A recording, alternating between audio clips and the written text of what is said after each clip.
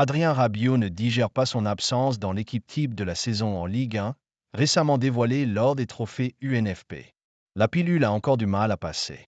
Grand oublié de la cérémonie des trophées UNFP, comme son entraîneur Roberto De Zerbi et son coéquipier Mason Greenwood, Adrien Rabiot ne digère pas son absence dans l'équipe type de la saison en Ligue 1.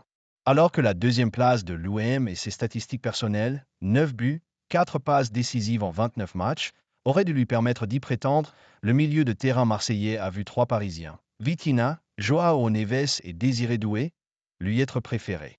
Je repense à une discussion que j'ai eue avec quelqu'un de l'UNFP qui m'avait dit « C'est n'importe quoi que tu ne sois pas dedans ». Je lui avais dit « C'est vrai que c'est très peu crédible, et c'est vrai quoi ?» confie-t-il dans un entretien accordé aux médias carrés. C'est très peu crédible. Je lui avais dit « Franchement, je suis top 3 des milieux de terrain cette saison et je ne suis pas troisième », ajoute-t-il. Mais c'est comme le coach, je n'ai pas besoin de ça pour savoir que j'ai fait une grande saison, que les gens au club et les supporters sont satisfaits de ce que j'ai pu montrer et donner toute la saison. En vérité, la plus grande fierté, c'est ce que ces gens-là me montrent, ce que les gens au club disent au quotidien, ce que j'ai pu leur apporter tout au long de la saison, ce que les joueurs qui jouent avec moi viennent me dire. Tu as été important pour nous, mais aussi ce que les supporters m'ont témoigné tout au long de la saison, poursuit-il.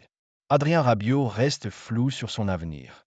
Et Adrien Rabiot de conclure. Pour moi, c'est ça la plus grande fierté, pas d'aller récupérer un trophée.